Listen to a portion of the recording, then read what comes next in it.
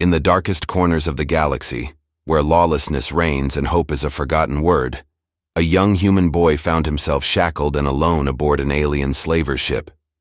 His small frame and fearful eyes made him just another prize to be sold, another casualty in a merciless trade. The alien slavers laughed at his helplessness, convinced this fragile human was nothing more than a pawn in their twisted game. But they didn't know the power that would soon be unleashed, a force fueled by blood, love, and unbreakable resolve. When the name of his mother echoed through the cold metal corridors, the laughter turned to uneasy silence. Captain Elena Cross wasn't just any woman. She was a legend, a fierce warrior whose name struck fear into the hearts of the galaxy's worst criminals, and she was coming to reclaim what was hers. The boy's fate would change in an instant, igniting a battle that would shake the stars and remind the universe that some bonds are stronger than chains, and some mothers, unstoppable. Captive among shadows. The dim, cold chamber was an alien prison like no other. Metal walls hummed faintly, the sound of recycled air filling the claustrophobic space.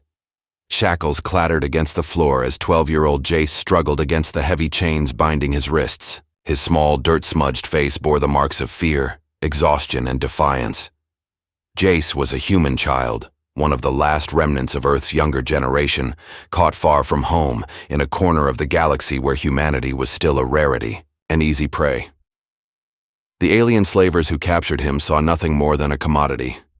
His species was weak, they said, easy to break, easy to sell to the highest bidder on the black markets orbiting the lawless edges of the Orion sector. Across. From him the slavers paced with cruel amusement, hulking creatures with scaled skin, elongated limbs, and multi-jointed fingers. Their sharp eyes glinted with greed and disdain. They communicated in harsh, guttural tones, their words untranslatable to Jace, but their intentions clear. He was just cargo. Jace's mind drifted to Earth, to the warmth of his mother's embrace and the stories she told of courage and honor. He clung to that memory like a lifeline in the darkness, knowing somehow that those stories, those lessons, might be the only thing standing between him and the oblivion awaiting him. The slave market, the slaver ship, the Raven's Claw, was a notorious vessel. Its reputation as a ruthless transporter of captives was whispered in the darker sectors of space. Jace had heard the stories, heard the screams, and the deals struck in shadowed corridors. He was among dozens of prisoners, humanities scattered, children and adults caught in this cruel trade. The ship's hull vibrated as it docked at a floating market station orbiting a gas giant. Here, alien traders bartered with guns, tech, and slaves. The market was a spectacle of horror and commerce, caged beings, broken spirits, and cold currency. Slaver Kareth, one of the ship's captains, eyed Jace with contempt as he dragged the boy toward the auction chamber. A weak one fit only for menial labor, he spat in the alien tongue. Jace remained silent, but inside, his heart pounded with a flicker of hope. He knew the name that could change everything. His mother, Captain Elena Cross, was one of Earth's fiercest defenders, a woman whose reputation for tracking down lost souls was unmatched across star systems. Elena Cross, the hunter captain. Elena Cross sat in the command room of the Earth Federation vessel Argus, reviewing the latest intelligence reports. The Federation was engaged in an ongoing campaign to combat illegal slavery rings that plagued the outer colonies and fringe planets. Each rescue mission was a gamble. Many had failed. Lives lost in the void of space, swallowed by pirates and slavers who believed humanity was expendable. Elena's personal stakes were higher than most. Her son, Jace, had been missing for months. Officially declared lost during a reconnaissance mission gone wrong, Elena refused to accept the verdict. Her instincts screamed otherwise, that her son was alive, and he was in danger. Her contacts had uncovered a lead, a notorious slaver ship moving toward the Orion black market. It was a long shot, but it was the only thread left to follow. Armed with determination, Elena ordered the Argus to jump to the last known coordinates, vowing to bring her son home, whatever it took. The auction chamber back on the Raven's Claw. The auction was underway. Aliens of various species crowded the amphitheater-like room, bidding in strange currencies for the captives presented. Jace was dragged forward, exposed for the crowd to see, a frightened, chained human boy. "Any bids for this human?" Kareth called out, his voice echoing in the chamber. Laughter bubbled from the crowd. The human was mocked, dismissed as worthless. Suddenly, the doors to the chamber hissed open. A tall figure entered, clad in Earth Federation armor, sleek and battle-worn, with a piercing gaze that swept over the crowd like a storm.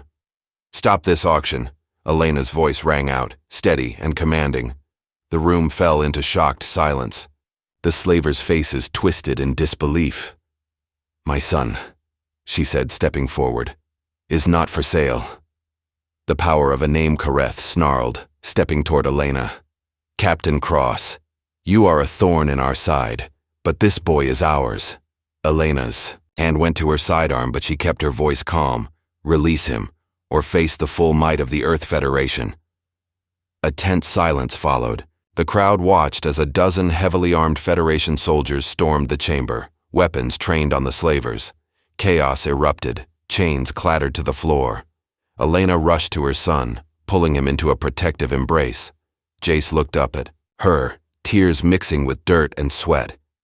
"Mom," Elena whispered fiercely, "I'll never stop looking for you. I'll never let anyone chain you again." Escape and reckoning. The firefight aboard the Raven's Claw was brutal, but swift. Federation. Soldiers moved with precision, using non-lethal tactics whenever possible, determined to minimize casualties among the captives. The alien slavers, though fierce and ruthless, were caught off guard by the sudden intervention of one of their most feared enemies, Captain Elena Cross.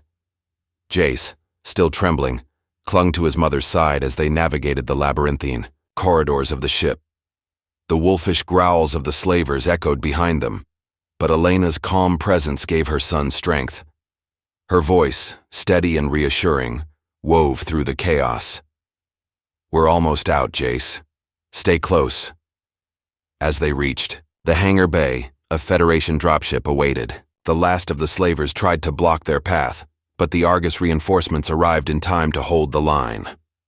The dropship's engines roared to life, and as the ship lifted off from the Raven's Claw, the slaver vessel began to shake violently, a result of the Argus's strategic strikes. Soon, it exploded in a spectacular fireball against the void of stars. Elena held Jace tightly as the dropship accelerated toward safety. The ordeal was far from over, but for the first time in months, hope was alive. Healing wounds back on the Argus, medical teams tended to the rescued captives. Jace was no exception.